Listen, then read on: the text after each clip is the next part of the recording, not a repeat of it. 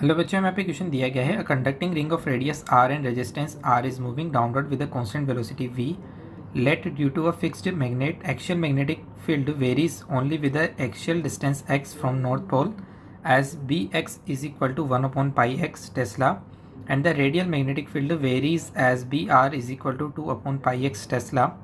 When the ring is at height x from the north pole of the magnet, the magnetic force experienced by the ring is alpha r cube v divided by r x cube. Find the value of alpha.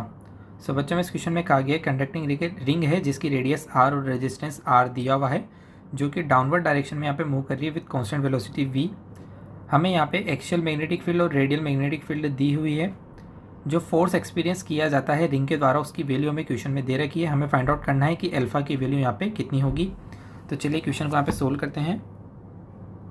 So according to question, ये जो ring है जिसकी radius हमें यहाँ पे small are they रखी है और रेजिस्टेंस कैपिटल आर है, ये यहाँ पे डाउनवर्ड डायरेक्शन में वी वेलोसिटी से यहाँ पे मूव कर रही है.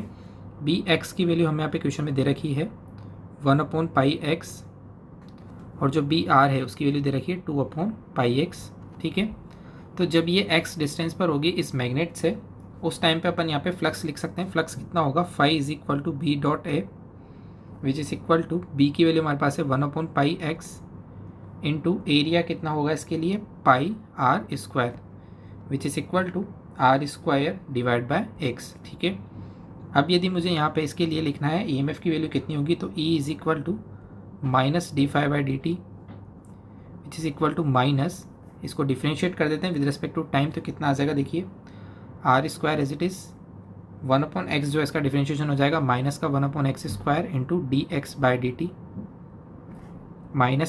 माइनस से माइनस कैंसिल आउट हो जाएगा या फिर माइनस माइनस प्लस हो जाएंगे.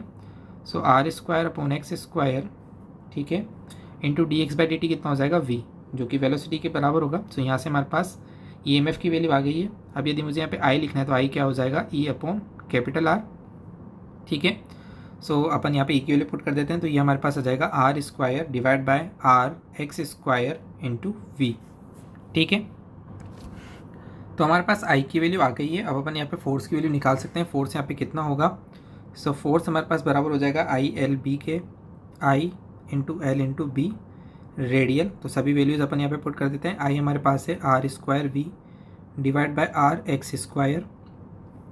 एल जो है वो हमारे पास बराबर हो जाएगा 2 पाई आर के, और बी आर हमें दिया हुआ है 2 अपॉन पाई एक्स. ठीक है, तो इसे आप जब सिंप्लीफाई करेंगे तो आपके पास यहाँ से वैल्यू आ जाएगी 4 R cube V divide by R X cube. इसको यदि क्वेश्चन में जो गिवन वैल्यू से कंपेयर करेंगे हम, तो हमारे पास यहाँ से अल्फ़ा की वैल्यू आ जाएगी 4. तो हमारा आंसर हो जाएगा alpha is equal to 4. Thank you.